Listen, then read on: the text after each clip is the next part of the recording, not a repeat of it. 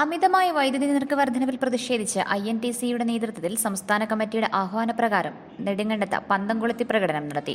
Idukki live വാർത്തകൾ നിങ്ങൾക്കായി അവതരിപ്പിക്കുന്നത് ആയുർ ഗ്രീൻ. മണ്ണിനെ അറിഞ്ഞു വളം ചെയ്യൂ, മണ്ണു നമുക്ക് മനം നിറയെ വിളവ് തരും. നെടുങ്കണ്ടം പ്രൈവറ്റ് ബസ് സ്റ്റാൻഡിന് സമീപത്ത് നിന്നും ആരംഭിച്ച പ്രകടനം KPCC സെക്രട്ടറി MN ഗോപി ഉദ്ഘാടനം ചെയ്തു. റീജിയണൽ കമ്മിറ്റി പ്രസിഡന്റ് INTC-യുടെ നേതാവ് ശ്രീ സന്തോഷ് ഉൾപ്പെടെ ഈ പ്രകടനത്തിൽ പങ്കെടുക്കുന്ന സഹപ്രവർത്തകരെ സ്നേഹിതരെ സുഹൃത്തുക്കൾ, സംസ്ഥാനത്ത് അധികാരത്തിലിരിക്കുന്ന ഇടതുപക്ഷ മുന്നണി കഴിഞ്ഞ 8.5 വർഷക്കാലമായി 12 പ്രാവശ്യമാണ് കറണ്ട് ചാർജ് വർദ്ധിപ്പിച്ചിട്ടുള്ളത്.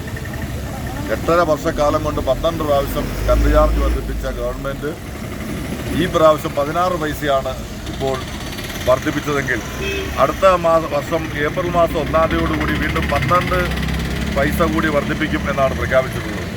തത്വത്തിൽ ഈ 16 പൈസയും 12 പൈസയൊക്കെ വർദ്ധിപ്പിക്കുമെന്ന് പറയുമ്പോൾ അതിൻ്റെ സർചാർജ് ഉൾപ്പെടെ കണക്കാക്കുമ്പോൾ അത് 20ഉം 25ഉം പൈസയുടെ വർധനവാണ് ഫലത്തിൽ വരുന്നത്. കഴിഞ്ഞ പ്രാവശ്യത്തെ കറണ്ട് ചാർജ് കൊടുത്തതിൽ നിന്നും 10-30% വർധനവ് ഈ മാസം കറണ്ട് ചാർജ് കൊടുക്കുന്ന ആളുകൾക്ക് അനുഭവപ്പെടാൻ പോവുകയാണ്. അത് ഏപ്രിൽ മാസം കഴിഞ്ഞ് കഴിഞ്ഞാൽ വീണ്ടും അതിൻ്റെ ഒരു 25% കൂടി വർദ്ധിക്കാൻ പോവുകയാണ്. അപ്പോൾ വ്യാപകമായി ഈ കറണ്ട് ചാർജ് വർധന ഉണ്ടാക്കുന്ന പ്രത്യാഘാതം എന്ന് പറയുന്നത് സാധാരണക്കാരുടെ ഇന്നത്തെ ജീവിത വരുമാനവും അവരുടെ സാമ്പത്തിക ശേഷിയും അനുസരിച്ച് പോലും അടയ്ക്കാൻ കഴിയാത്ത കറണ്ട്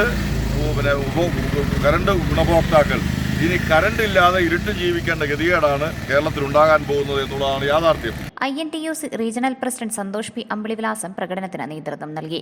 ജില്ലാ സെക്രട്ടറിമാരായ Thankachan കാരക്കാവേലിൽ, KC Biju, KT Mohanan, KR Ramachandran, മണ്ഡലം പ്രസിഡന്റുമാരായ അനിൽ കട്ടൂപ്പാറ, പ്രസന്നൻ പുളിക്കൽ, നേതാക്കന്മാരായ ഷാജി ജോസഫ്, മനോജ് ബാലഗ്രാം, റെജി ആശാരിക്കണ്ടം, ചന്ദ്രബാബു, ഷാജി, രാജൻ, വിക്രമൻ, വിവേക് തുടങ്ങിയവർ പങ്കെടുത്തു.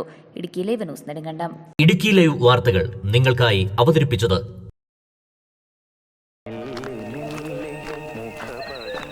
എടാ ജോൺസാ, ഇതിന്റെ ഏലക്കാടൊക്കെ എങ്ങനെ? എന്റെ അപ്പായിച്ചേട്ടാ, എന്തോ നേലക്കാട്, നമ്മുടെ കഷ്ടപ്പാടിനൊത്ത് വിളവൊന്നുമില്ലെന്നേ.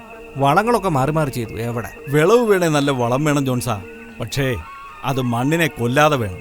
അതെ അതെ, ഇപ്പോൾ ഉള്ളവർ കെമിക്കലെല്ലാം അടിച്ച് കയറ്റുമല്ലേ.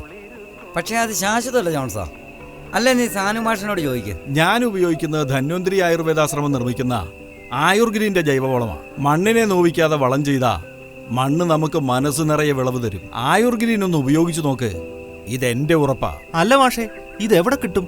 ഹൈറേഞ്ച് എസ്റ്റേറ്റ് എംപ്ലോയീസ് കോഓപ്പറേറ്റീവ് സൊസൈറ്റിയുടെ ഉടമസ്ഥതയിലുള്ള പുളിയൻമലയിലെ കർഷകന്റെ കടയിൽ കിട്ടും. ആയുർ ഗ്രീൻ.